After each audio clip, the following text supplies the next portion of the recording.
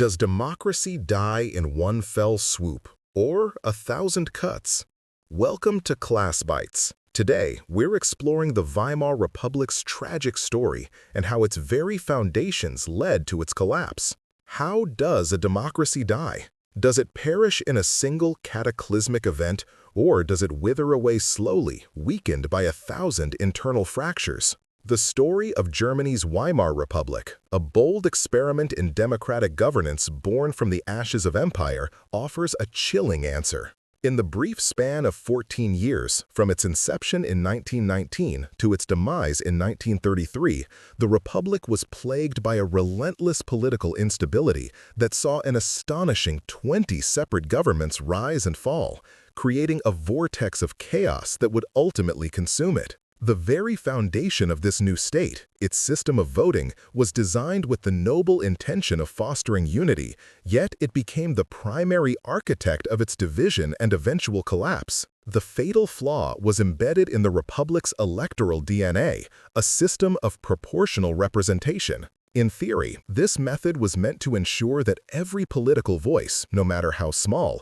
could be heard in the halls of the Reichstag, the German parliament, thereby reducing the potential for political conflict. The reality, however, was a catastrophic miscalculation. Instead of harmony, the system cultivated fragmentation. It allowed a multitude of different parties, each representing a narrow slice of the electorate, to gain a small number of seats. The consequence was a perpetually fractured legislature where no single party ever possessed an overall majority. To govern at all, parties were forced into uneasy and unnatural alliances, forming weak coalitions that were doomed from the start. These were not partnerships of shared vision, but marriages of convenience, cobbled together from political groups with wildly divergent aims and ideologies.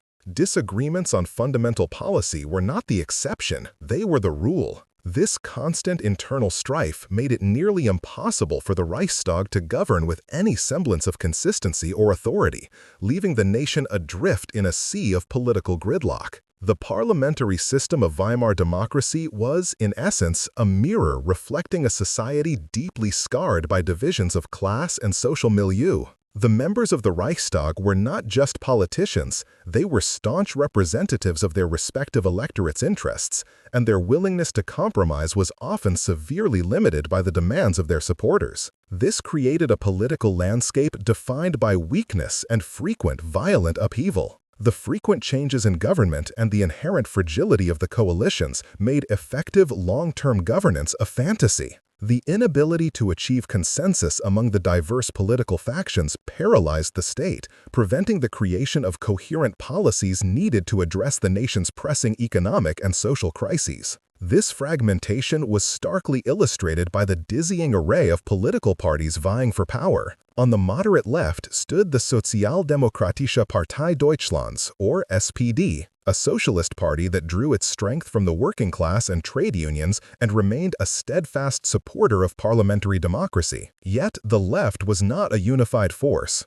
In a pivotal moment in 1919, the more radical communists split from the Social Democrats to form the Kommunistische Partei Deutschlands, or KPD. This schism, born from the revolutionary fervor of the Spartakists in December of 1918, critically weakened the left-wing bloc and dramatically intensified the political polarization that would come to define the era. In the political center, several key parties attempted to bridge the ideological chasm.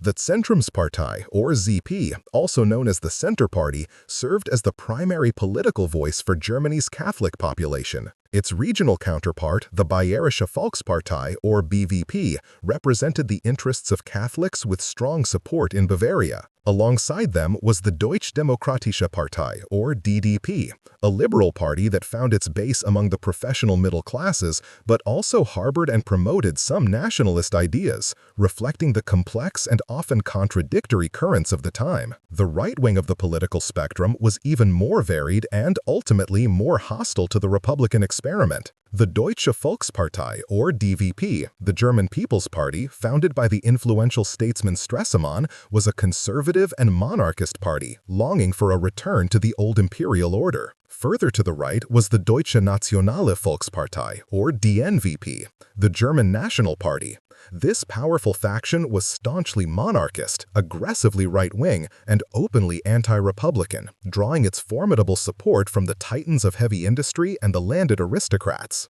And lurking at the furthest, most extreme fringe was a party established in 1919 that was defined by its virulent anti-Semitism and radical right-wing ideology, the Nationalsozialistische Partei Deutschlands, or NSDAP, the party that would become infamous as the Nazis. Despite this dizzying fragmentation, two principal government coalitions did manage to emerge during the Republic's turbulent existence, both of which were centered around the pivotal Center Party. The most significant of these was the Democratic Coalition, an alliance that brought together the Social Democratic Party, the left-wing liberals of the German Democratic Party, the Center Party itself, and the Bavarian Party. This coalition represented a fragile alliance of the left and center-left, a group of parties that, for a time, tended to favor and uphold democratic principles in the face of growing extremism. However, the unstable political conditions were evident from the very beginning. The Reichstag election of 1920 delivered a devastating blow to the proponents of democracy.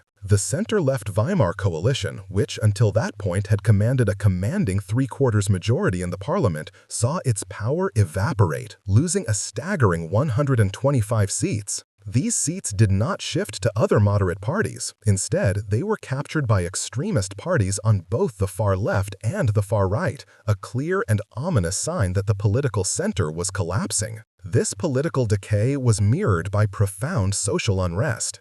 Persistent economic hardships fueled widespread discontent, leading to crippling strikes and violent protests across the country. The government, weakened by its own internal divisions, struggled desperately to maintain order, and each failure further eroded its authority and credibility in the eyes of a weary and disillusioned public. The final, fatal blow came with the onset of the Great Depression. The economic catastrophe was made exponentially worse in Germany by Chancellor Heinrich Brüning's policy of deflation, which sent unemployment skyrocketing to unimaginable levels. The suffering of the masses created a profound sense of despair and a desperate yearning for a savior. This discontent provided the perfect fertile ground for authoritarian alternatives to take root and flourish. The democratic process itself began to break down. From March of 1930 onwards, the aging President Paul von Hindenburg increasingly bypassed the deadlocked Reichstag, using his emergency powers to prop up a series of chancellors, Heinrich Brüning, Franz von Papen, and Kurt von Schleicher, who ruled by decree rather than by parliamentary consent. This period of presidential government signaled the death knell of Weimar democracy. It was in this vacuum of leadership, amidst the wreckage of a failed political system, that the Nazis capitalized on the public's overwhelming desire for strong leadership and decisive action.